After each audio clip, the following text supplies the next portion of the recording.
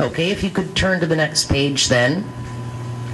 And again, this is the McLean-Kerr summary of what happened on April 30th. At the commencement of the meeting, Acting Mayor Saito called it to order, saying, "My understanding is that Mayor McCallion had declared last week a conflict of interest on this item. So as Acting Mayor, I'll call the meeting to order and deal with this."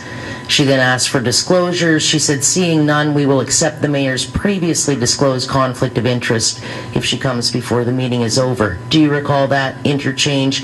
The acting mayor reaffirming the Mayor McCallion's conflict? Again, I have no specific recollection of it, but if the record would be accurate, I'm sure. And if McLean and Kerr, your legal firm, summarized the DVD as such, you're prepared to accept that's what happened? Absolutely. And it isn't an accurate reflection of what happened on April the 30th, and that's what I want to report on today. What I have here in front of me is the McLean-Kerr report. If you take a look and you start going now to page 33, you see that McLean-Kerr right here, "We have reviewed the minutes of the meetings and the DVD recordings of those meetings, and in particular those portions of the meetings relating to world-class development's involvement in the property." So there's a statement that they have reviewed the minutes and also the DVD. So you get right away into the April 23rd meeting of council, and they say the following about the minutes of that meeting. Mayor McCallion disclosed her conflict of interest.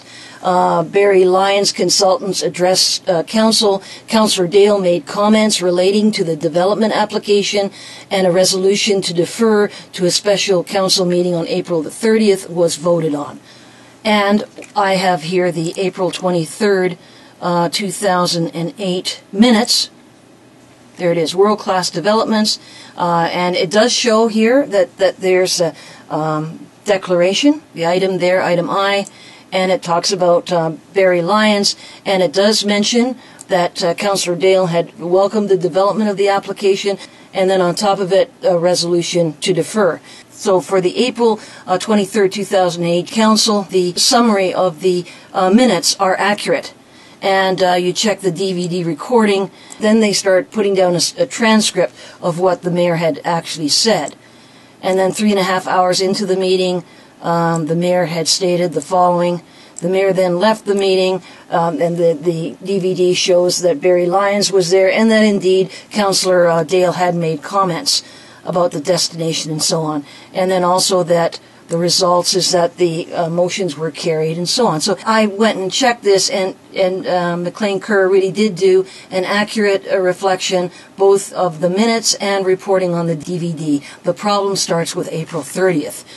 April 30th, as you can see here, is a special meeting of council. McLean-Kerr only have this to say about the minutes of the meeting. The minutes of the meeting reflect that there was no disclosure of direct or indirect pecuniary interest. However, when you go to the minutes of the meeting, the April 30th minutes mention Barry Lyons and also that Councillor Dale had made comments. And that's a significant amount of information right here.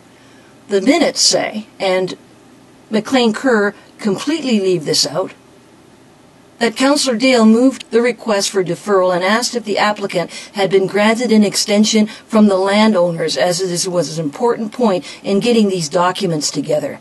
He expressed concern that a lot of staff time by various departments had been spent on the subject application to date so that they could meet a development charges deadline. The ward councillor stated that he welcomes the hotel into the city core. However, now that this deadline was no longer an issue, he hoped that they will proceed with their application in a normal manner and suggested that the commissioners so advise the applicant with the expectation that the documents will be available for the May 21st council meeting. Again, here's what McLean-Kerr says the minutes said. The minutes of the meeting reflect that there was no disclosure of direct, indirect pecuniary interest.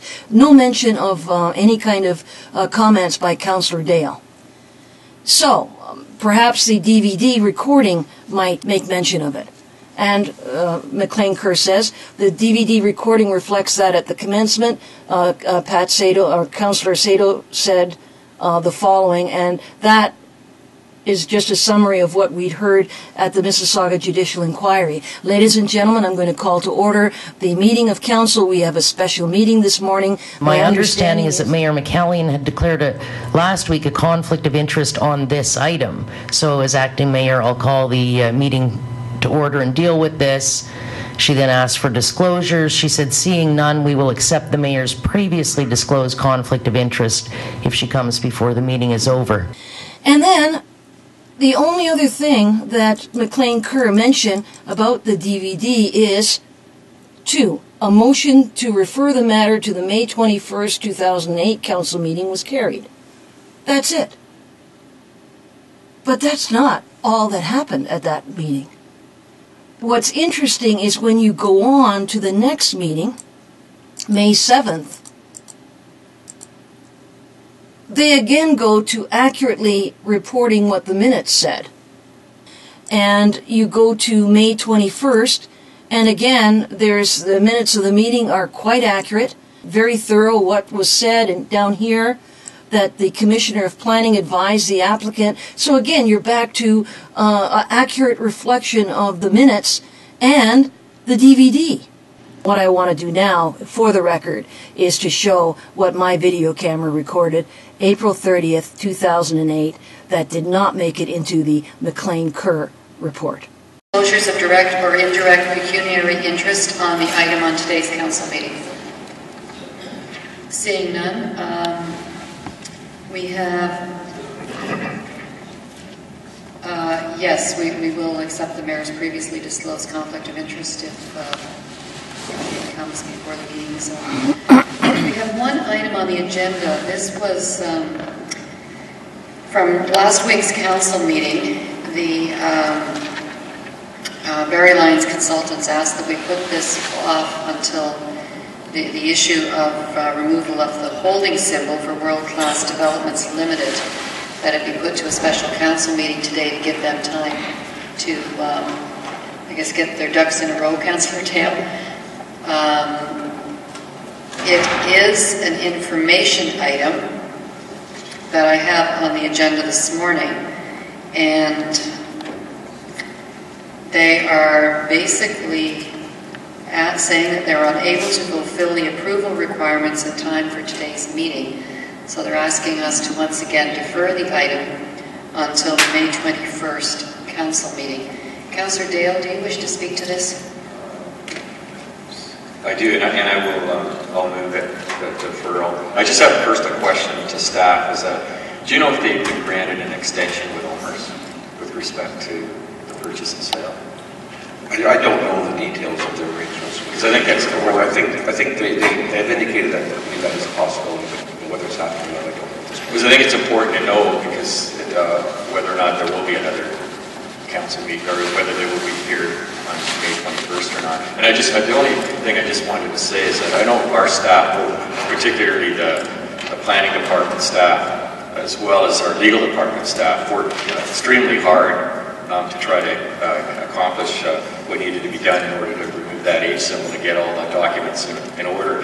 And I think a message should go to them, though, because they worked a lot of hours on weekends and in the evenings, that if they're going to come back, basically I think the reason they were doing it, and it makes sense, is because they wanted to come in under the Wildlife development charges. Well, now that they'll come into effect, I think business as usual. We got a lot of other business in the city center, a lot of other business throughout the whole city itself.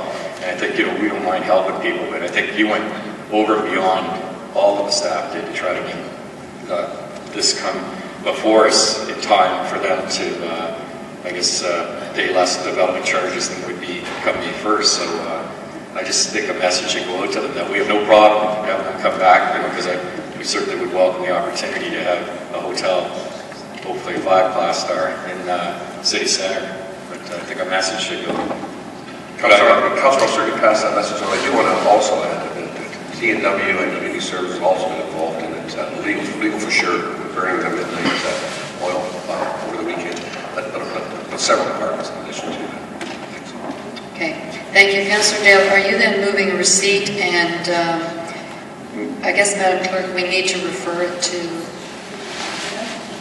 Oh, you're writing a motion for it. Thank you. So that'll be referred then. The motion will be referring it to the 21st. And that's basically what's in the motion. Okay.